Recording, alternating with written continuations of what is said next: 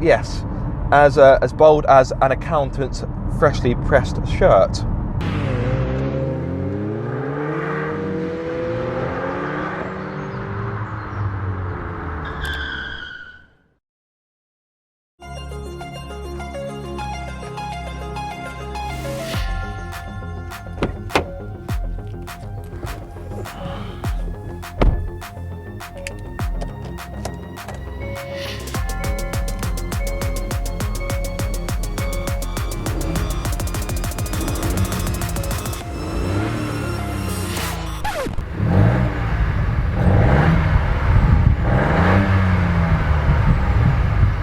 Wait a minute, something's not quite right here.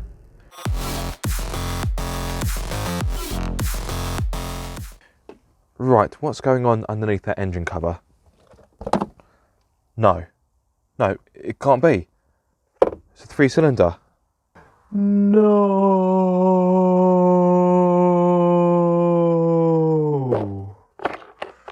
No, this isn't the Hyundai Kona N. No, sadly, this is the Hyundai Kona N line.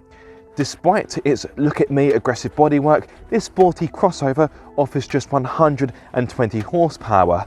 But power isn't always everything, so is the N line still rewarding to drive? Keep watching to find out.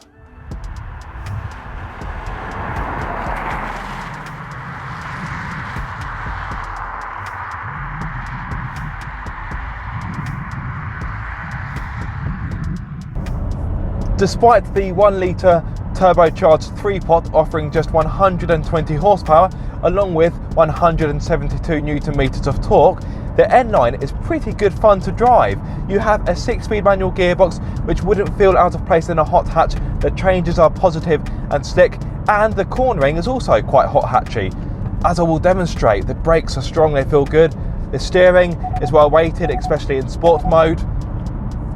And the steering actually offers a pretty decent feedback as well, more so than I was expecting. The N-Line may not have the power, but when it comes to cornering, it puts on a good show. It really is entertaining. Once you get up to speed, once you wind up the little 1 litre engine, you can hustle this down a B road with great success.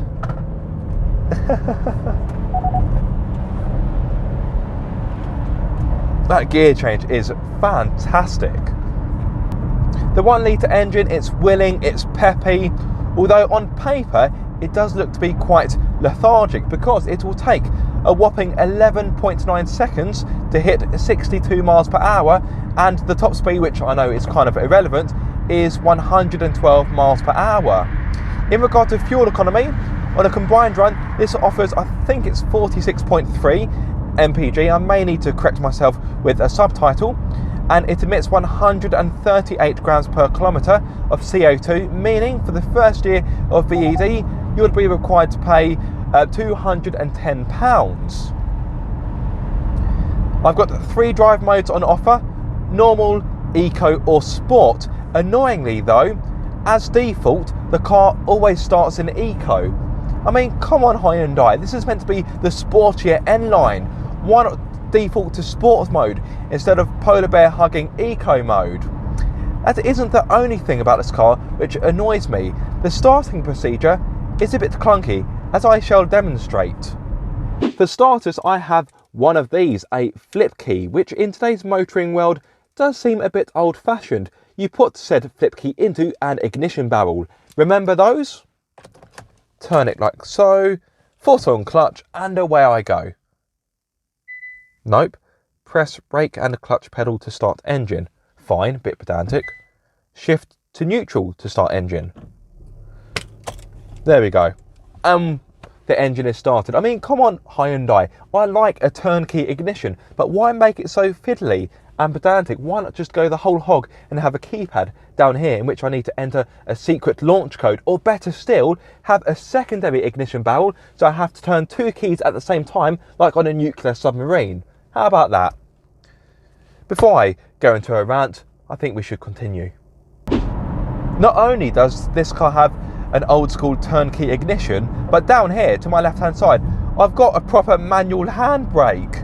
I've got a proper handbrake lever. In this day and age, that's a rarity. When I looked at the specs for this car, I must admit I thought it was going to be as interesting as a stick of celery, but I was wrong. It is genuinely good fun to drive, and although this hasn't got a lot of power, the upside of this is cheaper car insurance. So if you're a younger driver or someone who is concerned about insurance costs, then this will be right up your street.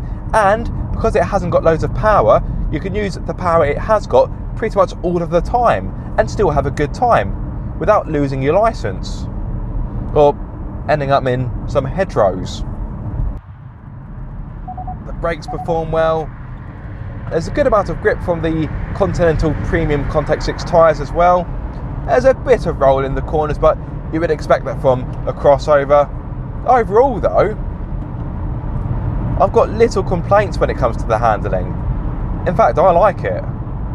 There should be little complaint when it comes to standard equipment either. The Hyundai Kona N-Line has a starting price of £24,145 with standard features including 18-inch alloys, climate control, LED daytime running lights, LED rear lights, cruise control, rear parking sensors, reversing camera and a 10.25-inch touchscreen with DAB radio, Bluetooth, smartphone connectivity and navigation.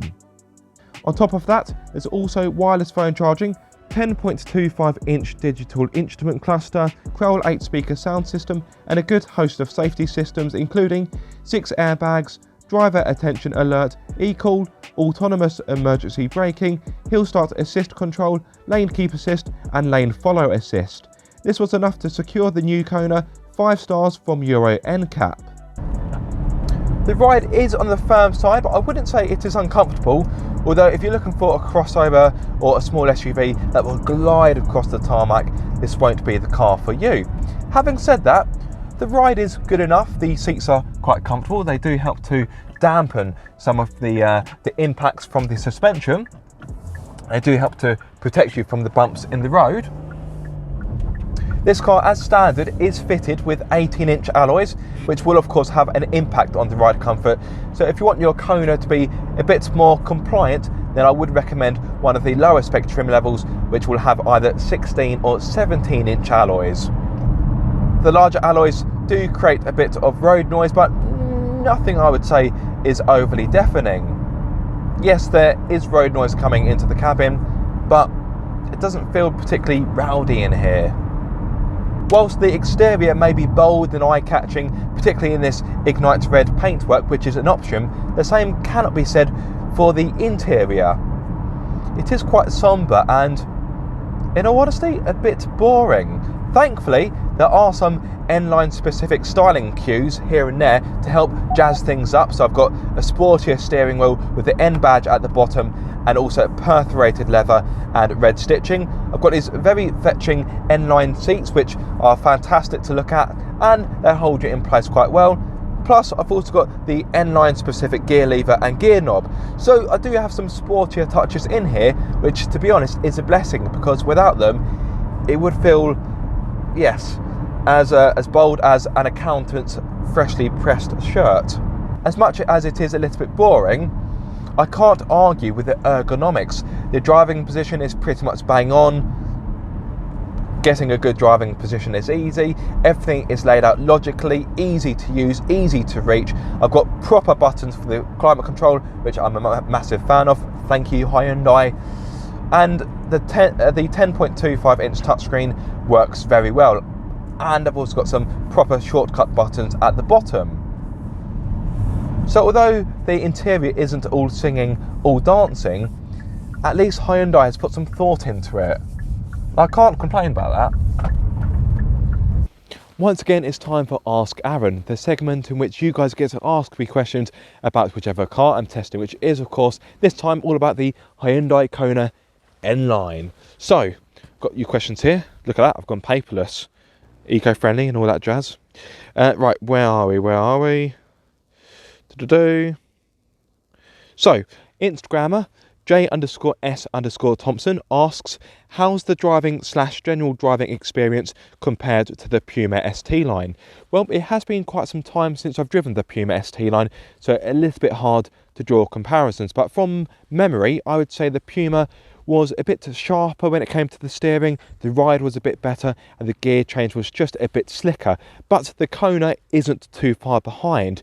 I would argue the Puma is probably a bit more rewarding to drive and a bit more fun, but again, the Kona isn't too far behind, so hopefully that answers your question. Thank you for your question. Right, YouTube user Raphael Jesus, I do hope I pronounced that correctly.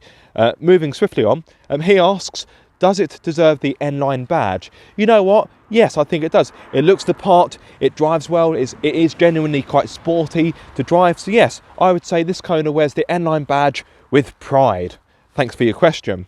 Who is up next? So, fellow YouTuber Amargan Reviews, again I do hope I've pronounced that correctly, he asks, how much does it differ to the i30 in terms of handling? Well, I haven't really driven a standard i30. I've driven the i30N. I did drive a fastback quite some time ago, which I think was an N-Line as well, but my memory of that is too hazy to draw any proper comparison. So thank you for your question, but I can't really answer it. I do apologise. And the last question is from Chris Gill. It is a bit of a long one, so bear with me. I would be interested in the ride quality and the power on offer. What wheel options are there and what option packs? What are the main rivals in the segment/price point? Thanks. No, thank you for your question. So let's go through the question bit by bit. Let's break it down. So in regards to the ride quality, it is on the firm side, but I wouldn't call it uncomfortable. In regard to the power, this has 120 horsepower along with 172 Newton meters of torque. In regards to wheel options, you can only have 18 inches for the Kona N-Line, but for the Kona range you can have 16, 17 or 18 inches. And when it comes to options, Hyundai don't really do options. There's no packs. The only thing you can really choose as an option is the paint. This particular car is finished in Ignite Red, which I think looks fantastic. And in regards to the rivals at this price point, you're looking at cars such as the Ford Puma ST line or the Kia Stonic GT line. Quite weirdly, I do have a Stonic GT line just off camera. I'm looking at it. It's in a very fetching blue. I think that's your question done and dusted, isn't it? I can't see. Yes, it is. And that is Ask Aaron done and dusted for another time, which is fantastic because it means I can get back in the car and out of this horrible rain. State of it. Oh, I'm going to be soaked through by the end of this. As much as it's nicer to be in the car than out of it, particularly when it's raining, the Kona N9 isn't the most spacious in its class.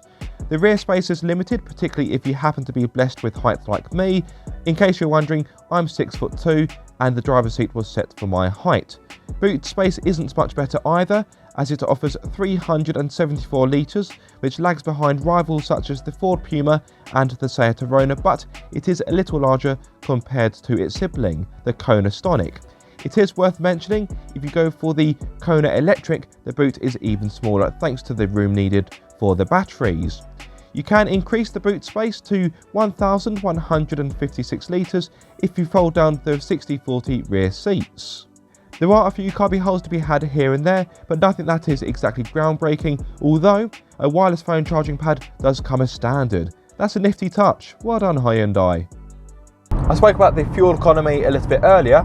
In regard to what I got on my way to my filming location today, which was about a 20-mile trip, give or take, mostly on A roads, I got around 38 mpg, well, more specifically 38.1, and that was in normal mode. It would have been higher, but it was quite hilly towards the end, so it did cause the mpg to take quite a big tumble. Now, if the N9 is anything to go by, the N is going to be something really special, because this car is a proper hoot. I really didn't think I'd have this much fun in this car. 120 horsepower, 172 Newton meters of torque. Nowadays, that's nothing. Food blenders probably produce more than that, but here I am. on a gloomy, wet, cold day in December with a big smile on my face. And I always maintain, if a car is making you smile, it's doing something right. And this is genuinely good fun. So, time to summarise. In regard to pros, I think this is fantastic to look at, although that is of course subjective.